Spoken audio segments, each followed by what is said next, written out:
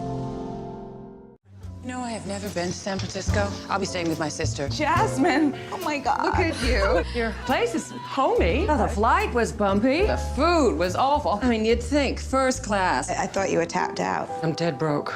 Really, I mean, the government took everything. The wonderful hallmark of Woody as a filmmaker, you know, whether he's dealing with cancer or marital breakup or mental collapse, as in, you know, Blue Jasmine, he always deals with it from often an absurd perspective.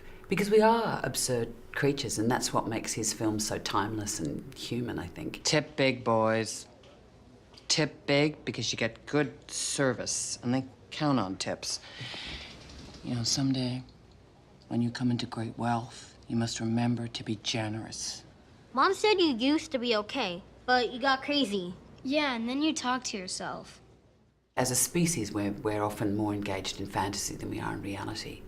You know, we put our hand on the cave wall. We deny climate change. You know, we don't look at our constructed sense of selves is often very much more real than what is actually going on. The Greek tragedy element of it is the fact that there's a sense of a fated collapse to Jasmine and her world, in that she's, even before her demise, you know, and her fall from grace as an Upper East Side princess because of her husband's financial indiscretions, she was somebody who had a very fictionalized, romanticized sense of self. She's changed her name, she's inculcated herself in the right social circles.